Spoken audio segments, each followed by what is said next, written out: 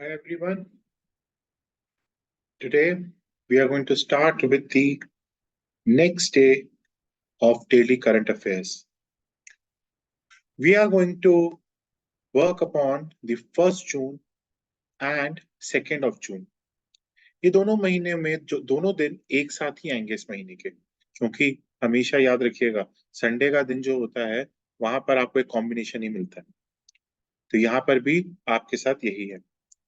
Exactly अगर मैं बात करता हूं तो पहला क्वेश्चन यहाँ पर आता है कि गोवा को स्टेटहुड कब मिला था। गोवा को स्टेटहुड मिला था मई 30 को।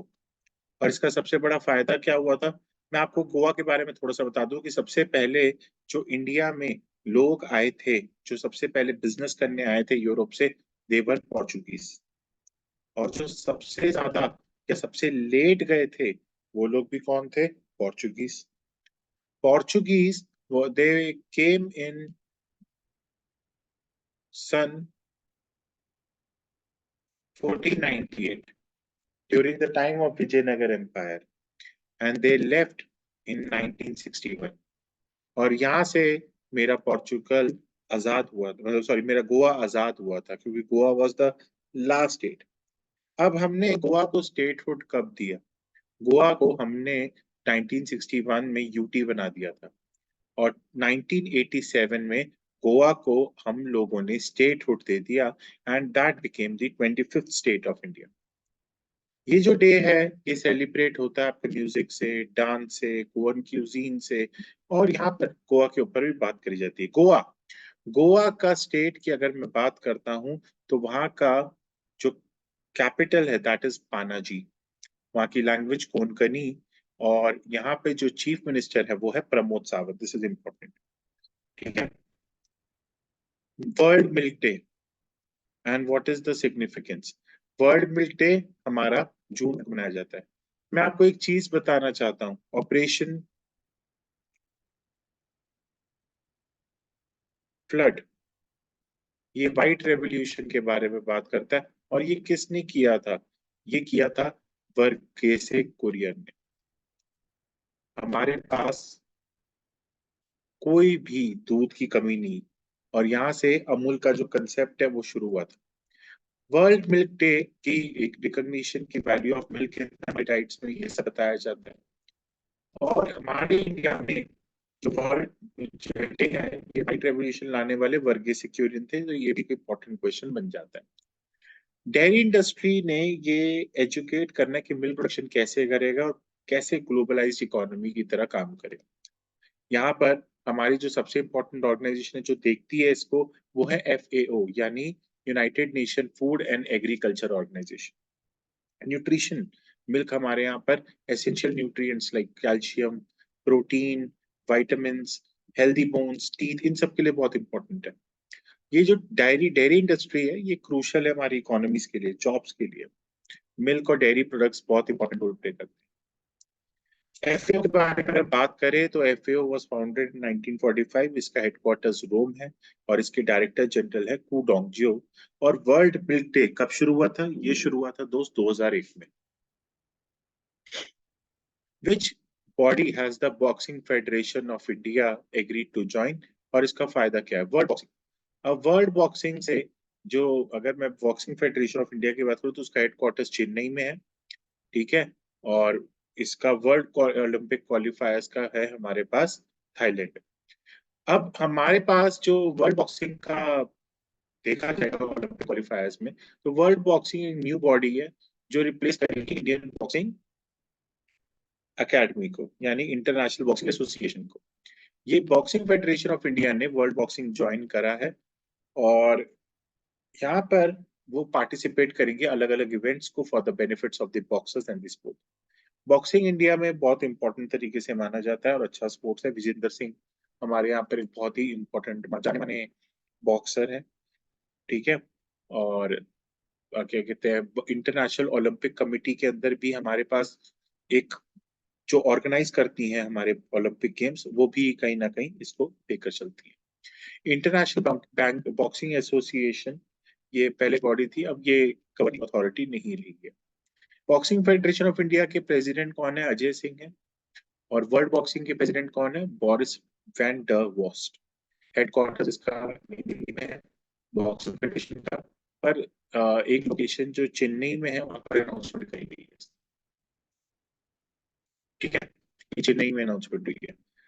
ब्राइडन कार्स, इनको 3 महीने का बैन मिला है। किसके लिए? बैटिंग करने की वजह से। ये इंग्लैंड वेल्स क्रिकेट बोर्ड के गैम्बलिंग रेजोल्यूशन के अगेंस्ट है। इनको 3 महीने का सस्पेंशन मिला है, ठीक है, by the ICB for batting. बाकी इनको टोटल 16 मंथ्स का मिला है, और ये अगस्त 2024 तक नहीं खेल सकते। ब्राइडन कार्स इंग्लैंड के फास्ट बॉलर हैं। इन्होंने इंटरनेशनल डिब्यू किया था 2021 में, और इनका T20 का डिब्यू हुआ था अगेंस्ट न्यूजीलैंड एट चेस्टरली स्ट्रीट। ठीक है, ये टर्म से खेलते हैं।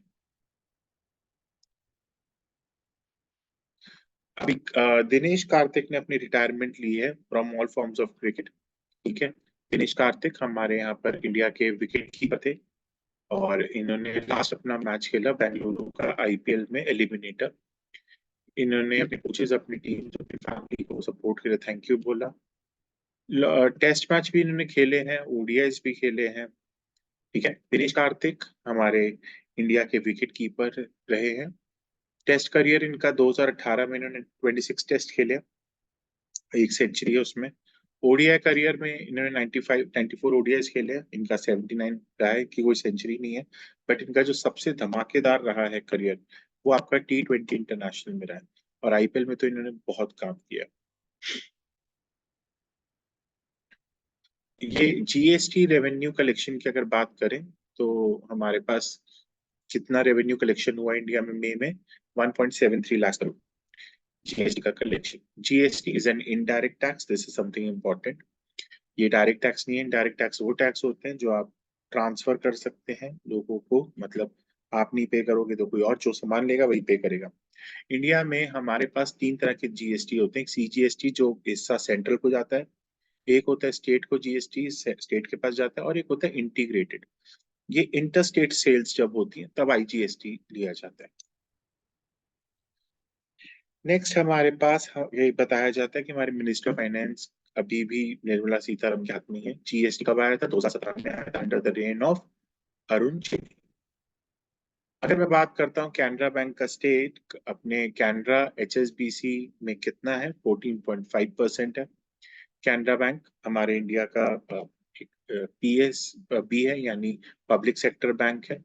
इसके अंदर बहुत सारे अच्छे, मतलब ये अभी अभी मर्ज होकर सिंडिकेट बैंक और क्या कहते हैं, एक और पर्टिकुलर बैंक है जिनके साथ बनकर ये कैनरा बैंक बना है।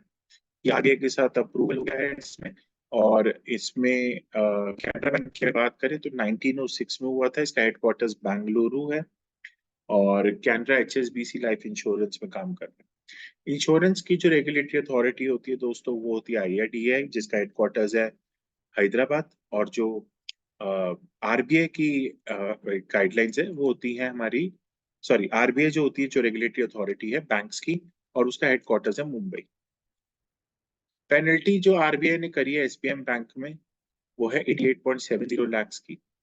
ठीक है, ये एसबीएम बैंक को, क्योंकि इन्होंने रेगुलेटरी नॉर्म्स नहीं माने थे। आरबीआई का SBM bank is a subsidiary bank of state bank of Mauritius. इसके सीईओ है सिद्धार्थ रथ, और इस पे 88 लाख की पेनल्टी लगाई है। Annual, what is the annual return rate offered by bank of India? ये सीनियर सिटीजन के लिए 7.8% है, 666 डेज, यानी 2 साल के फिक्स डिपॉजिट के लिए। और बैंक ऑफ इंडिया का जो सीईओ है वो है रजनीश कर्नाटक, और फाउंडिंग ईयर 1906। बाकी जो बीच की चीजें मैं आपको हटा देता हूँ, मेरे काम की नहीं। हमारे पास कुछ एंटिटीज हैं which has collaborated to launch the sound box payment for merchants in India. ये एक्सिस बैंक और मास्टर कार्ड निकला है। ये एनएफसी साउंड बॉक्स, इससे बहुत फायदा होता है एनएफसी साउंड बॉक्स से। So, being from a business family, I know how this is helpful, because most of the people are not that technomatic, they don't understand. बस वो आवाज आती है तो they get into this thing. तो transactions आपके instruments के through हैं। आपको ये ट्रांजैक्शन है कि साउंड बॉक्स होगी, इसमें सारे भारत पे क्यूआर, यूपीआई, टैप सब कुछ होगा, तो आप अपने क्रेडिट कार्ड भी टैप कर सकते हैं इसके अंदर। और ये एक्सिस बैंक मास्टर कार्ड ने शुरू करा है। एक्सिस बैंक, इसके सीईओ है अमिताभ चौधरी, और हेडक्वार्टर्स मुंबई 1993 में हुआ था। मास्टर कार्ड न्यूयॉर्क की कंपनी है, सीईओ है इसके माइकल माइकबैक, और 1966 में बना, और इसमें आपके सारे पहली बार टैप प्लस पिन पेमेंट्स होंगे इंडिया में with the help of machine. India का first women permanent representative UN में जो अभी रिटायर्ड हुई है वो है Ruchira Kamboj, first women permanent representative. Ruchira Kamboj retired after 35 years of service, और इन्होंने भूटान में यूनेस्को में सब में काम किया है। इन्होंने रशिया यूक्रेन और इसराइल हमस वॉर में भी नेविगेशन करी है यूएन में, और आईएफएस के उसमें काम करा है इन्होंने डिप्लोमेटिक सर्विस में। ये 1987 की बैच है, अभी इनकी रिटायरमेंट हो चुकी है। Which organization has ISRO partnered with to manufacture rocket engine? ये है विप्रो। विप्रो के साथ मिलकर ये अपना रॉकेट इंजन निकाल रहे हैं। थ्री अब डिफेंस में भी अब प्राइवेट ऑर्गेनाइजेशंस काम कर सकती हैं, और 3D printed rocket engine ISRO में ये मैन्युफैक्चर कर रहे हैं। मैन्युफैक्चरिंग में अपना शिफ्ट स्पेस मैन्युफैक्चरिंग की तरफ और एयर ऑफ एडिटिव मैन्युफैक्चरिंग की तरफ हम लोग आगे बढ़ रहे हैं। देखिए जो इम्पोर्टेंट है वही चीज करवा रहा हूँ, बाकी जो नहीं है इम्पोर्टेंट वो हम नहीं कर रहे हैं। नेक्स्ट है ISRO was founded in the year 1969, और चेयरमैन है इसके S Somnath, and headquarters is Bangalore, और पार्टनर जो भी बने हैं वो Wipro. Which state has introduced artificial intelligence in school curriculums? Kerala. Kerala, again an education का hub for its they have integrated AI learning.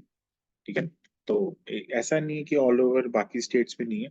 मैंने दिल्ली में देखा है, being a teacher I am seeing very new students are entering into artificial intelligence as a course, but they have made it mandatory. That is something which is a very good step, you know. ठीक है, AI is something which is going to be future. Kerala capital is Thiruvananthapuram. Pinarayi Vijayan is the chief minister. Education department is Kerala Infrastructure and Technology. V. Sivapati is the minister for children. Now, यही मेरा overall review था, बाकी तो इसके अलावा कुछ भी नया नहीं है। ठीक है, थैंक यू बच्चों, it was nice, it was pleasure meeting you all. अच्छे से पढ़िएगा। Thank you, take care, bye bye, और लाइक एंड सब्सक्राइब प्लीज कर लीजिएगा, बहुत जरूरी है यार।